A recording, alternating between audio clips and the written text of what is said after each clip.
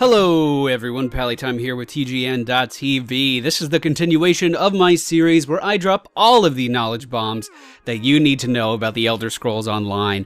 In today's video, we are going to be covering the classes as well as the character advancement in the Elder Scrolls Online, so sit back and enjoy the ride.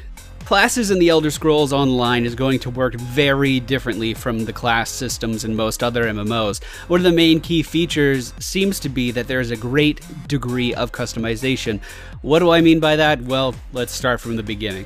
In last week's video, we covered the various alliances and the races in the game. You can click the annotation at the top of the video to be taken back to that video. But moving on from there, I can report that every race will have access to the same 6 classes. So you won't have to settle for a different race just because they don't have the class you want to play, which right out of the gate is something that the biggest names in the MMO industry aren't really doing yet. Not all of the classes have been announced yet, and not a lot of information has been dropped about the ones we know about, but I'll do my best to give you a general idea. First off, we have the Dragon Knight.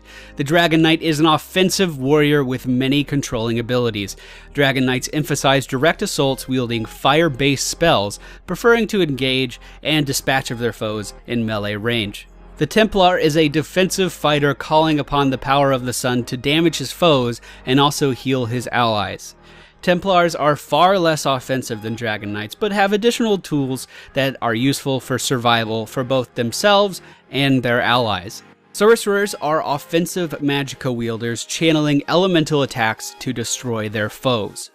Wardens are defensive spellcasters, specializing in healing their allies. There's also been some talk about a Nightblade character, which I personally believe is going to be a mixture between magic and stealth, and then the only thing missing from this group in my eyes is like a pure stealth class, something along the lines of a rogue mixed in with an archer.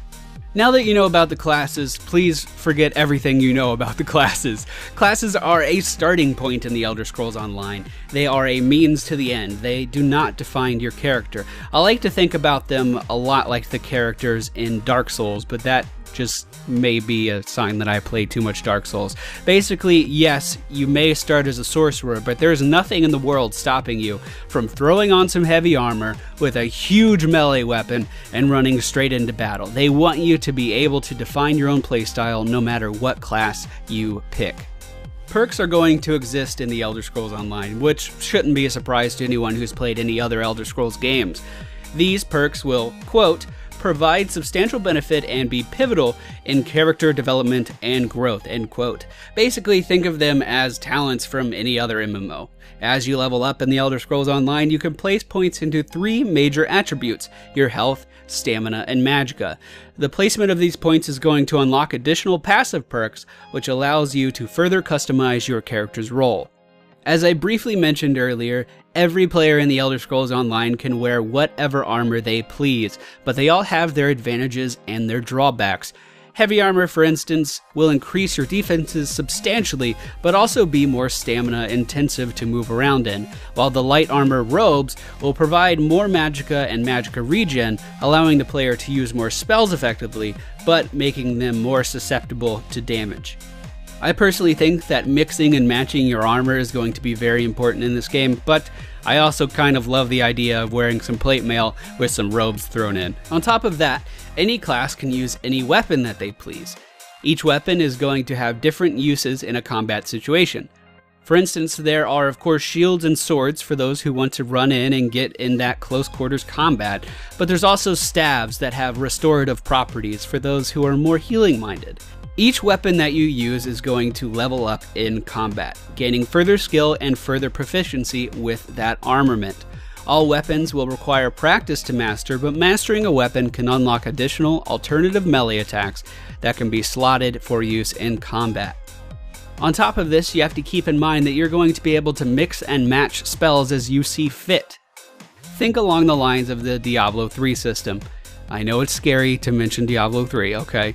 But the idea is that you prepare your abilities for the challenges that lie ahead of you. I believe you will be limited to 6 at a time. 5 of these will be normal abilities, and the 6th ability will be your ultimate. So let's say you're on a huge battlefield, you're in a large-scale PvP combat situation, and you're playing as a sorcerer. The idea is that all of these choices that you've been making while progressing your character should accumulate to your character being different from the sorcerer standing next to you. They want you to be able to make your class your own, they want your class to be played however you feel it should be played, and to me it sounds very exciting. So again, the idea is that once you reach level 50 in this game, you are going to have a perfectly sculpted playstyle that fits how you want to play the game. Your class is going to be how you want it, but also it's going to be flexible. You're going to be able to adjust accordingly to the challenges that you face ahead. Their main goal with this system was to try to eliminate those cookie cutter builds. And coming from a person who has min-maxed in MMOs since I can remember, who has gone for the utmost efficiency in MMOs since I can remember, I think that is going to be quite the challenge. But alright guys, there you go. That is my video for today. Not as much information as I maybe would have liked to add in here, but this is all I could find about the classes and character advancement.